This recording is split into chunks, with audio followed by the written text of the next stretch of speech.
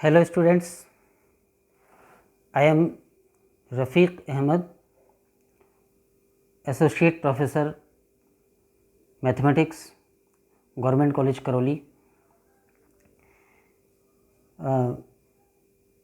BSc part first maths की इस first video class में मैं सबका स्वागत करता हूं। इससे पहले कि हम अपने टॉपिक पर आएं,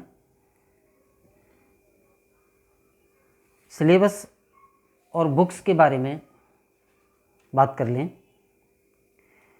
BSc part first mathematics, government college Karauli, university of Kota, Kota. Government college Karauli Kota university से एफिलेटेड है और यहाँ पर जो सिलेबस चलता है वो यूनिवर्सिटी ऑफ कोटा का ही चलता है और यूनिवर्सिटी ऑफ कोटा ही एग्ज़ाम कंडक्ट करवाती है। फर्स्ट ईयर मैथमेटिक्स में 3 पेपर्स होते हैं, सेकेंड ईयर थर्ड ईयर में भी 3 पेपर ही होते हैं और मैथमेटिक्स ही नहीं, फिजिक्स केमिस्ट्री में भी 3 पेपर्स ही होते हैं। आपको फर्स्ट ईयर में 3 ऑप्शनल पेपर्स और 4 कंपलसरी पेपर्स सब्जेक्ट्स मिलेंगे। ऑप्शनल पेपर्स में तो आप जानते ही हैं कि फिज़िक्स, केमिस्ट्री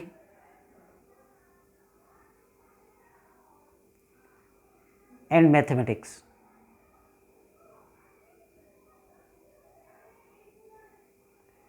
और जो 4 कंपलसरी पेपर्स हैं उसमें जनरल हिंदी है, जनरल इंग्लिश है,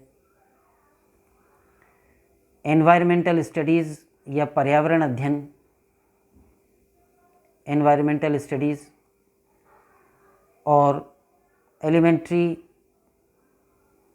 कंप्यूटर एप्लीकेशंस। इस तरह से ये 4 कंपलसरी पेपर्स हैं। कंपलसरी पेपर्स में केवल पासिंग मार्क्स लाना ही काफ़ी है, यानी इसके मार्क्स आपकी एग्रीगेट परसेंटेज में नहीं जुड़ते हैं। परसेंटेज में केवल जो 3 ऑप्शनल पेपर्स हैं उन्हीं के मार्क्स जुड़ते हैं। जो 3 ऑप्शनल पेपर्स हैं उनमें हर एक में 3 थ्योरी पेपर्स होते हैं, paper first, paper second, paper third, और एक प्रैक्टिकल होता है।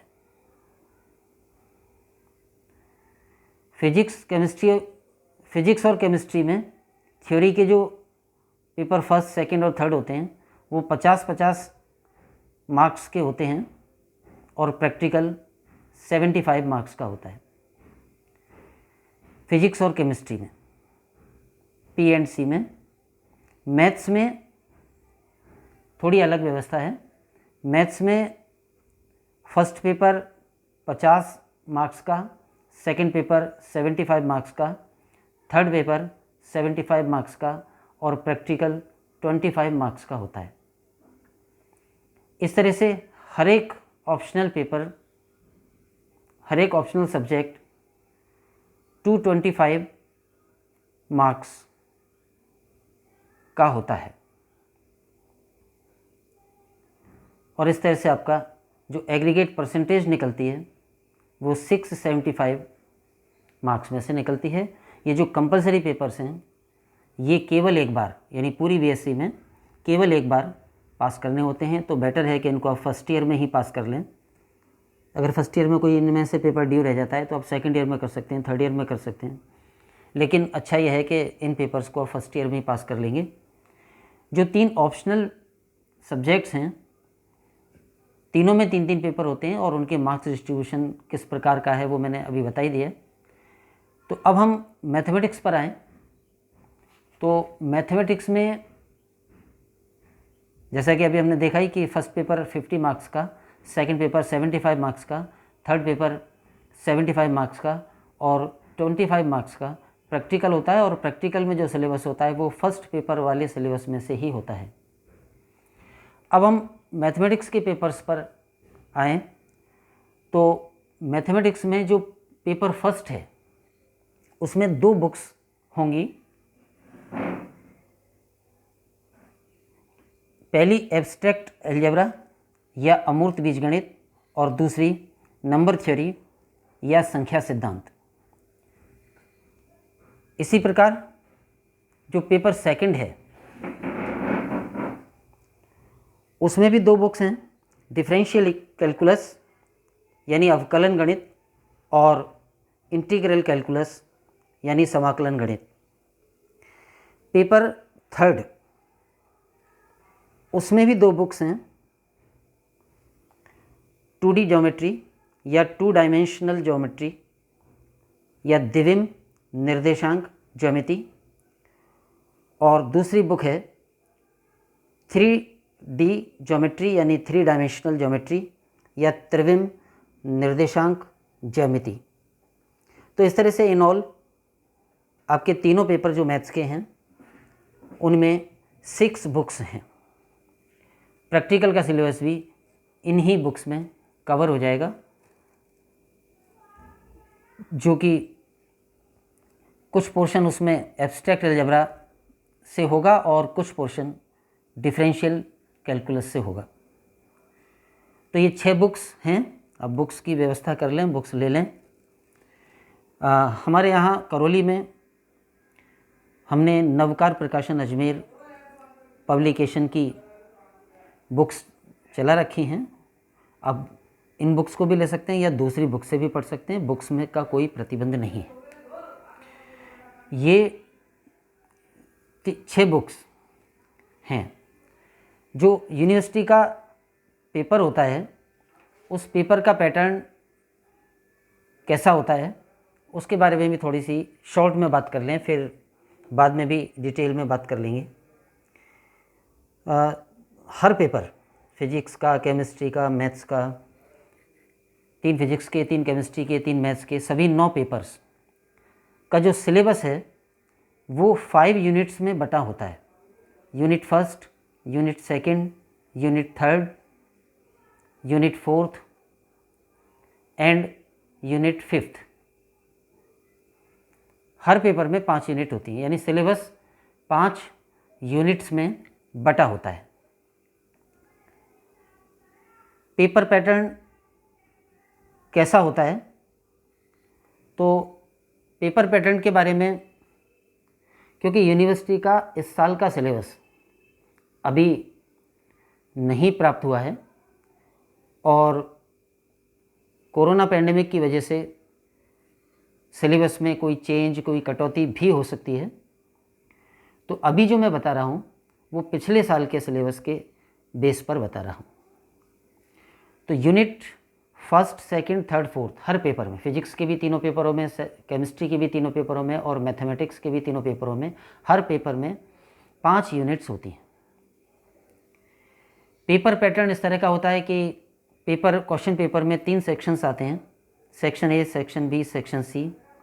सेक्शन ए में छोटे क्वेश्चंस होते हैं, हर यूनिट से 2-2 क्वेश्चन लेते हुए कुल 10 क्वेश्चंस होते हैं जो शॉर्ट आंसर टाइप के होते हैं और वो सभी करने होते हैं। सेक्शन बी में हर यूनिट से 2-2 क्वेश्चन आते हैं और एक एक करना होता है, वो मध्यम दर्जे के, मध्यम लंबाई के होते हैं, तो इसमें आपको 5 क्वेश्चंस करने होते हैं। और सेक्शन सी में 4 मेजर क्वेश्चंस आते हैं। उन 4 मेजर क्वेश्चंस में किसी भी यूनिट से एक से अधिक नहीं आता और वो 4 मेजर क्वेश्चंस में से आपको 2 मेजर क्वेश्चंस करने होते हैं। मार्क्स डिस्ट्रीब्यूशन की अगर हम बात करें तो 75 मार्क्स वाले पेपर के हिसाब से समझें तो ये 10 क्वेश्चन 10 मार्क्स के होते हैं। ये 5 क्वेश्चंस, हर एक क्वेश्चन 7 मार्क्स का, यानी कि 35 मार्क्स इसमें होते हैं। और इसमें जो 2 क्वेश्चंस आपको करने होते हैं वो 15 मार्क्स के होते हैं, यानी 30 इसमें होते हैं। तो इस तरह से आपका 75 वाले पेपर का डिस्ट्रीब्यूशन है। 50 मार्क्स वाले पेपर के डिस्ट्रीब्यूशन अकॉर्डिंगली चेंज हो जाएगा। तो जैसे ये 5 की बजाय 10, इसमें 10 क्वेश्चन जो आएंगे वो एक एक नंबर के होने के बजाय आधे आधे नंबर के हो जाएंगे। ये 5-5 नंबर के क्वेश्चन हो जाएंगे और ये 10 नंबर के हो जाएंगे, अकॉर्डिंगली बदल जाएगा। तो ये एक जनरल इंट्रोडक्शन मैंने आपको पेपर्स और सिलेबस के बारे में दिया है, और वो इसलिए कि आप कॉलेज में आपका भी एडमिशन हुआ है और कॉलेज में आप नए हैं और संभवतः आपकी ये पहली ही क्लास है, तो इस हिसाब से हम इन बातों को पहले समझ लें। अब हम आते हैं बुक्स के बारे में। मैंने बता दिया कि मैथमेटिक्स में 6 बुक्स हैं और हर पेपर में 2-2 बुक्स हैं। हम यहाँ पर थर्ड पेपर शुरू कर रहे हैं और थर्ड पेपर में जो पहली बुक है 2 डायमेंशनल ज्योमेट्री, ये शुरू कर रहे हैं। तो अब 2 डायमेंशनल ज्योमेट्री का इंट्रोडक्शन हम ले लें। 2 डायमेंशनल ज्योमेट्री आपने पिछली क्लासों में भी पढ़ी है और लगभग वो सभी टॉपिक्स आपने पिछली क्लासों में पढ़ लिए हैं जो हम यहाँ पढ़ेंगे। फ़र्क इतना होगा कि यहाँ पर वो टॉपिक्स ज़्यादा डिटेल्स में होंगे। 2 डायमेंशनल ज्योमेट्री में कहाँ से शुरू होती है और उसका एक सीक्वेंस हम पहले देख लें। तो सबसे पहले तो हमें 2 डायमेंशनल ज्योमेट्री में पढ़ने होते हैं कार्टेशियन कोऑर्डिनेट सिस्टम, यानी कार्तीय अक्ष निकाय। 2 अक्ष होते हैं जिनको हम एक्स अक्ष और वाई अक्ष मान लेते हैं। उसके बाद बिंदु से रिलेटेड टॉपिक्स आपने पढ़े होंगे। बिंदु के बाद या पॉइंट्स के बाद सर्किल, और सर्किल से भी पहले स्ट्रेट लाइन आप पढ़ते हैं, सरल रेखा। सरल रेखा का चैप्टर आपने पढ़ा है पिछली क्लास में। सरल रेखा और सरल रेखा निकाय यानी straight line and pair of straight lines यानी रेखा युग्म, वो पढ़ा है। उसके बाद सर्किल यानी वृत्त, पैराबोला भी पढ़ा है, पैराबोला यानी परवलय, इलिप्स यानी दीर्घवृत्त, और हाइपरबोला यानी अतिपरवलय। तो ये 2D में जो कुछ हमें पढ़ना है या आप पहले पढ़ के आ चुके हैं वो टॉपिक्स हैं। ये मैंने बड़े बड़े हेडिंग्स लिखे हैं। अब हमें बीएससी फर्स्ट ईयर में क्या क्या पढ़ना है। कार्टेशियन कोऑर्डिनेट सिस्टम कैसा होता है वो तो देखना ही है, points, straight line and circle. ये जो फर्स्ट 4 पॉइंट्स हैं ये हमें यहाँ नहीं पढ़ने हैं, यहाँ सिलेबस में नहीं है, क्योंकि ये आपकी पिछली क्लासेस में काफ़ी डिटेल में पढ़ा दिए गए हैं।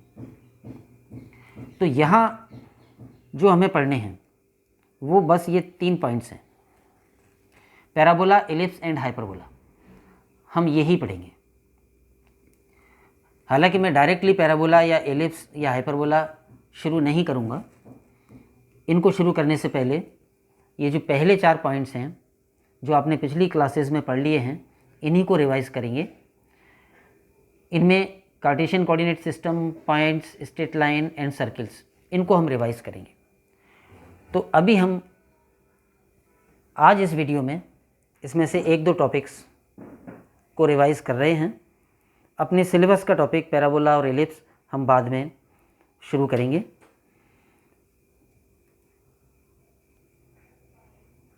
टू डी कहाँ से शुरू होती है? एक समतल पर, एक प्लेन पर 2 परपेंडिकुलर या लंबवत रेखाएं ले लेते हैं जिनको कि हम अक्ष मान लेते हैं। एक एक्स एक्सिस हो गया, एक वाई एक्सिस हो गया,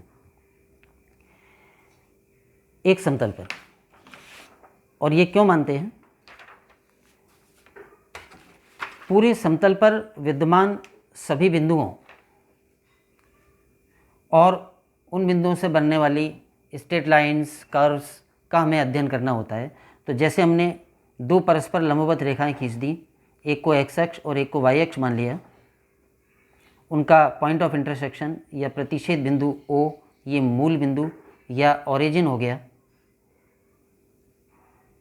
ये एक्स एक्सिस की पॉजिटिव डायरेक्शन हो गई, ये एक्स एक्सिस की नेगेटिव डायरेक्शन हो गई, ये ऊपर वाई एक्स की पॉजिटिव डायरेक्शन और नीचे वाई एक्स की नेगेटिव डायरेक्शन हो गई।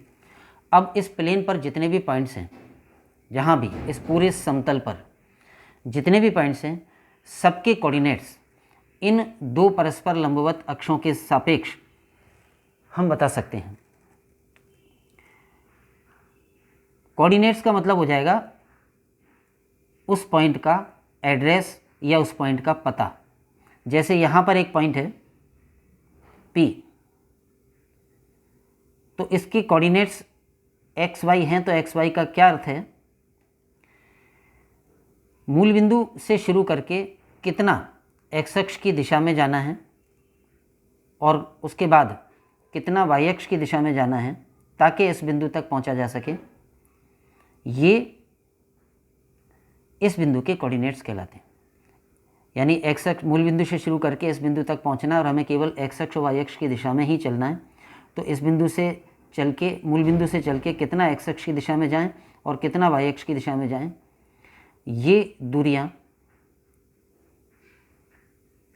या विस्थापन इस बिंदु P के कोऑर्डिनेट्स हो जाते हैं। अगर एक्स अक्ष की पॉजिटिव डायरेक्शन में चलना है तो कोऑर्डिनेट पॉजिटिव आ जाएगा, और बिंदु तक पहुंचने के लिए एक्स अक्ष की नेगेटिव डायरेक्शन में चलना है तो कोऑर्डिनेट नेगेटिव आ जाएगा। सिमिलरली वाई अक्ष की डायरेक्शन में जाएं पॉजिटिव डायरेक्शन में तो सेकंड कोऑर्डिनेट या वाई कोऑर्डिनेट पॉजिटिव होगा, और वाई अक्ष की नेगेटिव डायरेक्शन में जाना पड़े तो बिंदु का वाई कोऑर्डिनेट नेगेटिव होगा। तो ये अक्ष सिस्टम होता है, और अक्ष सिस्टम में बिंदु के निर्देशांक का मतलब है उस बिंदु का एड्रेस, यानी उस बिंदु वो बिंदु कहाँ पर है। तो ये हमने यहाँ पर एक्स अक्ष वाई अक्ष बना लिए। मूल बिंदु जो है O, उसके कोऑर्डिनेट्स हो जाएंगे 0 0, क्योंकि मूल बिंदु से मूल बिंदु तक पहुँचने के लिए ना एक्स अक्ष की दिशा में ना वाई अक्ष की दिशा में बिल्कुल नहीं चलना है। जैसे यहाँ पे पॉइंट x ये दिखाया है P, मान लो एक्स वाई के कोऑर्डिनेट्स हैं, तो x डिस्टेंस एक्स अक्ष की डायरेक्शन में और y डिस्टेंस वाई अक्ष की डायरेक्शन में चल के अगर हम यहाँ पहुँचते हैं तो इस पॉइंट के कोऑर्डिनेट्स एक्स वाई हो जाएंगे। ये सब बातें आपकी पढ़ी हुई है, मैं केवल रिवाइज कर रहा हूँ। तो आप देखेंगे कि जितने पॉइंट्स इस एरिया में होंगे जिसको कि हम फर्स्ट क्वाड्रेंट कहते हैं, उन सब पॉइंट्स के कोऑर्डिनेट्स प्लस प्लस हो जाएंगे, यानी दोनों कोऑर्डिनेट्स धनात्मक हो जाएंगे, क्योंकि वहाँ तक पहुँचने के लिए एक्स अक्ष की भी धनात्मक दिशा में चलना है और वाई अक्ष की भी धनात्मक दिशा में चलना है। इधर वाले पोर्शन को, जिसको कि हम सेकंड क्वाड्रेंट या द्वितीय चरण कहते हैं या द्वितीय पाद कहते हैं, इसमें जितने भी बिंदु होंगे उन सबके कोऑर्डिनेट्स नेगेटिव एंड पॉजिटिव हो जाएंगे। यानी first coordinate negative and second coordinate positive होगा, क्योंकि पॉइंट तक पहुंचने के लिए ओरिजिन से शुरू करते हुए पहले एक्स अक्ष की नेगेटिव डायरेक्शन में चलना होगा, फिर वाई अक्ष की पॉजिटिव डायरेक्शन में चलना होगा। थर्ड क्वाड्रेंट जो है, तृतीय पाद या थर्ड क्वाड्रेंट या तृतीय चरण, इसमें जितने भी पॉइंट्स होते हैं उन सब पॉइंट्स के कोऑर्डिनेट्स नेगेटिव एंड नेगेटिव होते हैं। एंड फोर्थ क्वाड्रेंट में सभी पॉइंट्स के coordinates, first coordinate positive and second coordinate negative होते हैं। मूल बिंदु के खुद के निर्देशांक 0 0 होते हैं। एक्स अक्ष पर जो बिंदु होते हैं उनके निर्देशांक कैसे होते हैं, तो अगर कोई बिंदु एक्स अक्ष पर धनात्मक साइड में है, जैसे यहाँ पर है, तो उसके कोऑर्डिनेट्स होंगे A0 टाइप के, जहाँ A कोई पॉजिटिव नंबर है और 0, यानी एक्स अक्ष के पॉजिटिव साइड में जितने भी पॉइंट्स होंगे उनका फर्स्ट कोऑर्डिनेट पॉजिटिव और सेकंड कोऑर्डिनेट 0 होगा। एक्स अक्ष की नेगेटिव डायरेक्शन में जो पॉइंट्स होंगे उनका फर्स्ट कोऑर्डिनेट नेगेटिव नंबर और सेकंड कोऑर्डिनेट 0 होगा। यानी एक्स अक्ष पर, पूरे एक्स अक्ष पर जितने भी पॉइंट्स हैं उनकी एक कॉमन बात तो ये है कि उन सब का सेकंड कोऑर्डिनेट 0 होगा और फर्स्ट कोऑर्डिनेट दाईं तरफ वाले बिंदुओं का पॉजिटिव, बाईं तरफ वाले बिंदुओं का नेगेटिव और ख़ुद मूल बिंदु का 0 होगा। सिमिलरली जो बिंदु वाई अक्ष पर होते हैं उन सब का फर्स्ट कोऑर्डिनेट 0 होता है। अगर वाई अक्ष पर पॉजिटिव डायरेक्शन में बिंदु है तो उसका फर्स्ट कोऑर्डिनेट 0 और सेकंड कोऑर्डिनेट पॉजिटिव होगा, और अगर वाई अक्ष पर नेगेटिव डायरेक्शन में पॉइंट है तो उसका फर्स्ट कोऑर्डिनेट 0 और सेकंड कोऑर्डिनेट नेगेटिव होगा। तो इस तरह से यहाँ तक हमें दो बातें आ जानी चाहिए कि एक तो अगर हमें किसी बिंदु के कोऑर्डिनेट्स पता हैं तो हम उस बिंदु को बता सकें कि वो इस एक्स वाई समतल पर कहाँ पर होगा।